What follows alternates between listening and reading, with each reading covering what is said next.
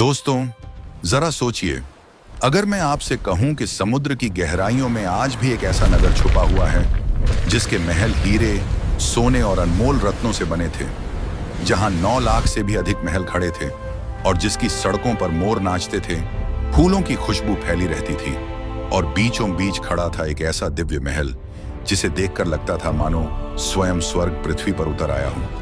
लेकिन यह कोई परी कथा नहीं, यह एक ऐसी सच्चाई है जिसे हजारों सालों तक लोग बस किस्सा कहानी मां समझते रहे। और फिर एक दिन अचानक वह पूरा नगर समुद्र की गोद में समा गया, इतना कि सदियों तक उसकी कोई खबर तक नहीं मिली। नमस्कार प्यारे दर्शकों, मैं आपका दोस्त एक बार फिर आपका हार्दिक स्वागत करता हूं आपके अपने चैनल जीनियस फैक्ट 87 में। दोस्तों, आज हम एक नई कहानी और एक नया वीडियो लेकर आपकी सेवा में उपस्थित हुए हैं। आज की कथा अत्यंत ज्ञानवर्धक और प्रेरणादायक है। कथा शुरू करने से पहले आपसे एक विनम्र निवेदन है। शास्त्रों में कहा गया है कि अधूरी छोड़ी गई कथा दुख और पाप का कारण बनती है, इसलिए इसे अंत तक अवश्य सुने। और अगर आप अपनी मां से सच्चा प्रेम करते हैं तो इस वीडियो को लाइक करें, हमारे चैनल को सब्सक्राइब करें और कमेंट में मान लिखकर अपना समर्थन दें। तो आइए बिना किसी विलंब के आरंभ करते हैं आज की प्रेरणादायक कथा। अब जरा समय में आगे बढ़ते हैं। साल 1983। गुजरात के ओखा तट पर अरब सागर की लहरें किसी बेचैनी की तरह किनारे से टकरा रही थीं। भारतीय पुरातत्वविदों की एक टीम गोताखोरी उपकरणों से लैस समुद्र की सतह पर खड़ी थी। किसी को अंदाजा तक नहीं था कि कुछ ही पलों बाद वे जो देखने वाले हैं वह न सिर्फ इतिहास की धारणाओं को हिला देगा, बल्कि यह भी साबित करेगा कि पुराणों और महाभारत जैसी कथाएं सिर्फ मिथक विराट नहीं बल्कि बड़े इतिहासमंद हैं। जैसे ही गोताखोर समुद्र की नीली गहराइयों में उतरे, रेत, चट्टानों और शैवालों के बीच उन्हें कुछ ऐसा दिखा जो किसी भी तरह से प्राकृतिक नहीं था। उनके शरीर थम गए, सांसें अटक गईं। आंखों के सामने एक ऐसा दृश्य था जिसने सवाल खड़ा कर दिया, क्या यह वही नगरी है जिसका जिक्र हजारों साल पुरानी किताबों में मिलता है? क्या सचमुच समुद्र के नीचे दफन है एक पूरा नगर? और जवाब था हाँ, वह कोई और नहीं बल्कि भगवान श्री कृष्ण की डूबी हुई नगरी द्वारका। सदियों से महाभारत और पुराणों को लोग बस कल्पना मानते आए थे, लेकिन जब ऐसा राव और उनकी टीम ने समुद्र की गहराइयों में जाकर इस नगरी को खोज निकाला तो यह उन सभी लोगों के लिए चुनौती बन गई जो इसे केवल मिथक कहते थे। राव ने विस्तार से रिसर्च की और यह पुष्टि की कि समुद्र के नीचे जो अवशेष मिले वही नगरी है जिसका वर्णन हरिवंश पुराण और महाभारत में मिलता है। लेकिन असली सवाल था, ऐसा क्या हुआ कि यह समृद्ध और वैभवशाली नगर अचानक समुद्र में समा गया? क्या यह सिर्फ एक प्राकृतिक आपदा थी या फिर वह श्राप जिसके बारे में कहा जाता है कि सुनकर स्वयं देवलोक तक कांप उठा था? कहानी की शुरुआत होती है मथुरा से। कंस का अत्याचार चरम पर था। श्री कृष्ण ने उसका वध किया और नगरवासियों को मुक्त किया, लेकिन कंस का ससुर जरासंध इससे आग बबूला हो उठा और मथुरा पर 17 बार हमला बोला। युद्ध में हमेशा जीत श्री कृष्ण की हुई, लेकिन लगातार हमलों से नगर थक गया।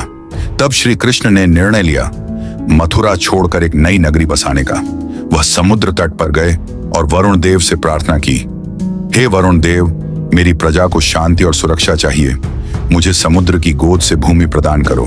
वरुण देव मुस्कुराए और श्री कृष्ण को समुद्र के बीच लगभग 12 योजन भूमि दी। इसके बाद विश्वकर्मा, देवताओं के शिल्पकार ने रचना की द्वारका नगरी। नगर सोने और रत्नों से जगमगाता था। दीवारें ऊंची, महल आकाश को छूते, गलियों में सुगंध, मंदिरों में घंटियां और बीचों बीच श्री कृष्ण का महल। नगर की सड़कों को बंदरगाह से जोड़ा गया था। सिंचाई और जल निकासी व्यवस्था अद्भुत थी। कुल 900 भव्य महल, अलग अलग रानियों के लिए, मानो यह धरती पर नहीं बल्कि देवताओं की नगरी हो। लेकिन हर निर्माण के साथ एक विनाश भी छुपा होता है। महाभारत युद्ध के बाद गांधारी ने अपने पुत्रों का नाश देखकर श्री कृष्ण को श्राप दिया, जैसे मेरा वंश नष्ट हुआ वैसे ही तुम्हारा वंश भी नष्ट होगा। यह श्राप यदुवंश के विनाश की नींव था। फिर एक घटना हुई जिसने इतिहास की दिशा ही बदल दी। द्वारका में ऋषियों का आगमन हुआ। श्री कृष्ण का पुत्र सांब और उसके मित्रों ने मजाक किया और राशियों का अपमान कर दिया। क्रोधित आशियों ने श्राप दिया कि सांप से एक लोहे का मुशल जन्म लेगा जो यदुवंश के विनाश का कारण बनेगा। वह मुशल बाद में टुकड़े टुकड़े कर समुद्र में फेंका गया, लेकिन समुद्र ने वही टुकड़े वापस लौटा दिए। और फिर आया वह दिन, प्रभास तीर्थ का उत्सव। शराब, घमंड और क्रोध ने यदुवंशियों को आपस में भिड़ा दिया और धीरे धीरे पूरा वंश अपने ही हाथों से नष्ट हो गया। श्री कृष्ण यह सब देख रहे थे। वह समझ चुके थे समय आ गया है। वह वन में चले गए, एक पेड़ के नीचे विश्राम कर रहे थे। तभी एक शिकारी जरा ने उन्हें हिरण समझकर तीर चला दिया। तीर उनके पैरों में लगा और उसी क्षण श्री कृष्ण ने पृथ्वी लोक त्याग दिया। और जैसे ही उनका प्रस्थान हुआ, समुद्र की लहरें उमड़ी और पूरी द्वारका को अपनी गोद में समेट लिया। अब सवाल उठता है, क्या यह सब केवल श्राप था या इसके पीछे कोई वैज्ञानिक कारण भी था? 1930 के दशक से लेकर 2007 तक कई खोजें हुई।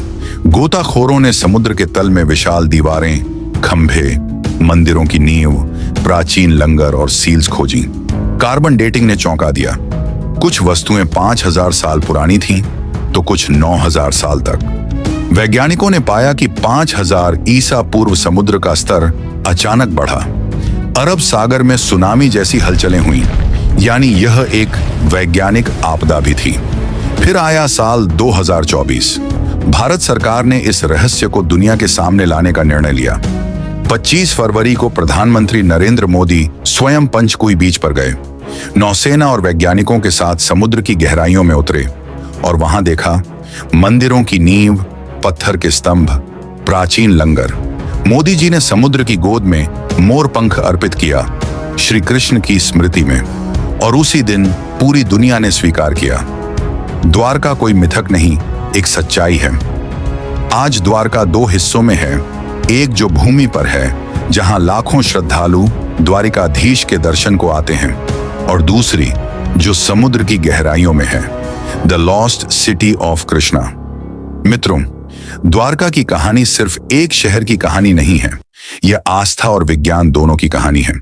एक तरफ श्राप और कर्म का रहस्य है, दूसरी तरफ समुद्र, विज्ञान और पुरातत्व के प्रमाण।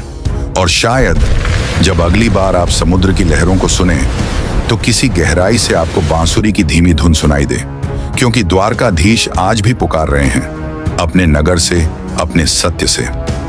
जय श्री कृष्ण, जय द्वारिकाधीश।